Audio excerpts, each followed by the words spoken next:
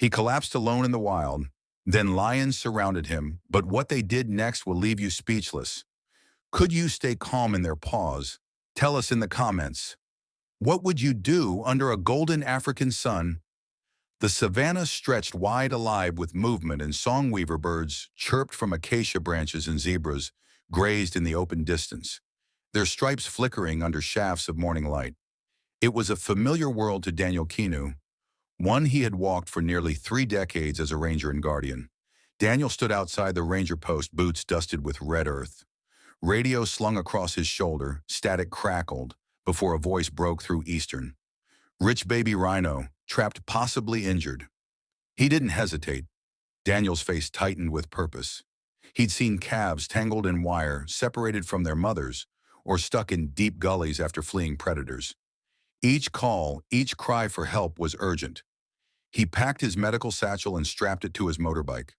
The sun had already begun to climb, its heat settling in waves across the plain as he climbed onto the motorbike. He chose a faster route, an old trail carved through a clay basin. He'd ridden it many times before. "I'll be quicker this way," he muttered to himself. "Every minute counts." He throttled forward, the engine roaring into the distance. The shortcut was narrow and winding, slicing through thorny underbrush and dipping into shallow ditches. Daniel leaned forward, urging the bike through the ruts. But the rains from days prior had changed the trail, slick and treacherous. Now the midday sun bore down, casting shimmering illusions over the soaked ground. He shifted gears to climb a small hillock, but the front tire caught a muddy patch. The motorbike lurched, instinct made him grip tighter, but the handlebars twisted violently in his grasp. The world tipped sideways. The bike skidded and flung Daniel into the sludge. His helmet struck a protruding root, and the motorbike toppled with a thud beside him. Mud splattered his khaki uniform. His radio fell from his belt and landed a few feet away. Cracked silent, Daniel lay still. His breath shallow, a streak of blood trickled from his temple, and his eyes fluttered closed. The wind moved softly through the grass around him. Crickets hummed overhead, a kite circled indifferent, and then the plains grew strangely quiet in this silence, broken only by the ticking of the bike's cooling engine. The land itself seemed to hold its breath, as if something ancient and unseen had stirred. A rustle came from the tall grass. Subtle, deliberate, then emerging one by one, 5 lions stepped onto the trail. A broad-maned male led them, his frame regal and calm behind him, for lionesses moved in formation. Their golden eyes reflected light as they studied the fallen human noses, twitching tails flicking. They did not charge, they did not roar. Instead, they sniffed the air and crept closer. Something about him held them still, a scent, a memory years ago. These very lions, mere cubs, then had been plucked from death by this man, caught in a blazing bushfire, singed and helpless. They had been rescued by Ranger Kintu, who cradled them in blankets and carried them through smoke. He'd fed them by hand at the wildlife center until they could be re-wielded, and now they had returned, not by command but by instinct, by bond. The lionesses fanned out. One stood at Daniel's head, another by his feet. The male sat poised just beyond his outstretched hand. There was no sound but the breeze shifting the grass to any who might stumble upon this scene. It would seem absurd, but here beneath the midday sun and under the witness of the wide sky, nature remembered in its own language. It was answering kindness with something rarely seen. Loyalty. Time passed. A jackal crept along the edge of the clearing, drawn by the smell of blood. It took 2 cautious steps forward, then froze. One of the lionesses rose, growled low, and took a deliberate stride toward the scavenger. The jackal bolted into the bush without a glance back. Above, vultures began to spiral lower, but none dared land. The pride remained alert. The lions did not feed. They did not rest. They watched the lion as closest to Daniel sniffed his shoulder, then nudged it with her muzzle as if testing for breath. He did not stir. She lowered herself beside him, her sandy gold flank brushing against the torn fabric of his shirt. Occasionally her tail flicked flies from his body. They formed a perimeter, a silent barrier between their fallen guardian and the opportunists of the wild. Each movement was measured, not defensive, not aggressive, but protective. For hours they stayed the afternoon. Sun cast longer shadows, heat gave way to a warm breeze. Dust swirled in lazy spirals across the trail. A baboon barked in the distance. The lions didn't move. This was no accident of coincidence, no brief curiosity. This was something older, rooted in memory and the unspoken. Threads that sometimes, only sometimes, bind two worlds together. Back at the ranger outpost, concern began to rise.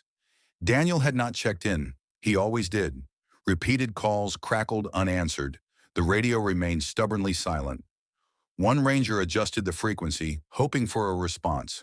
Another paced the room, worry etched into his face.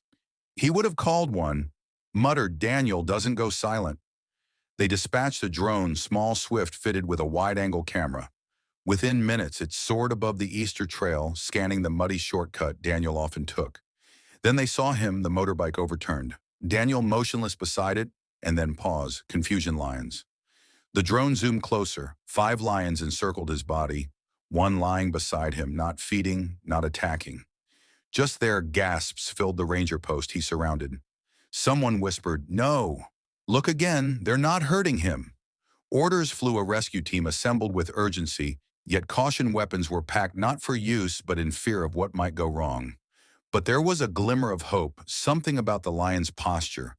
Their silence, their stillness, under a sky alive with wind and shifting clouds. Two worlds prepared to meet again, one ruled by instinct, the other by oath. Late afternoon sunlight dappled the savannah in warm amber.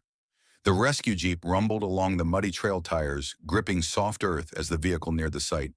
Hearts pounded. 5 lions, 1 man. The driver slowed, gears grinding. But what they found defied every instinct and expectation. The lions didn't charge. They didn't growl. They simply watched Daniel lay still. Breathing shallowly, skin pale but alive, flies buzzed around the wound on his forehead. A ranger stepped forward, cautiously kneeling beside him. Another moved to secure the perimeter, but the lions did not move. Then the male lion blinked slowly, as if delivering a signal no human could hear. He turned and padded into the grass one by one. The lionesses followed. There was no rush, no fear, only dignity. Within seconds, they had vanished as if they had never been there at all. The rangers worked quickly, checking Daniel's pulse, dressing his wound, lifting him into the back of the vehicle. But their hands trembled. They had not rescued him alone. They were latecomers to a vigil held by kings. As the jeep turned back toward the station, the savannah whispered behind them. Something sacred had happened here, and it would not be forgotten. 3 days later, Daniel awoke in a clinic bed, blinking against the soft white of the ceiling bandages. Wrapped his head, the murmur of voices floated through the window.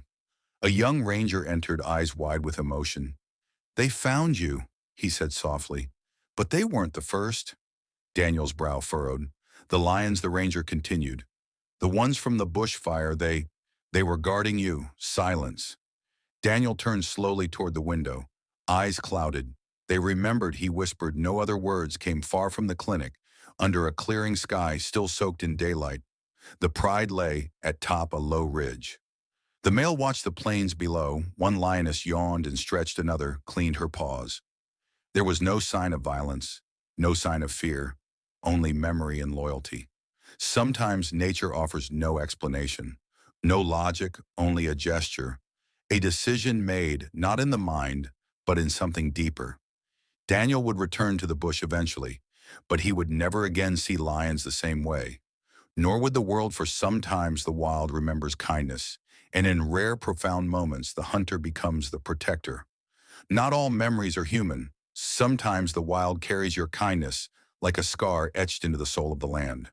If this story moved you, like it to honor rangers like Daniel Quinto.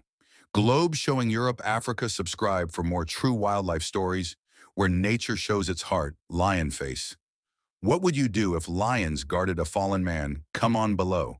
Push and hit the bell, because the savannah has more secrets to share.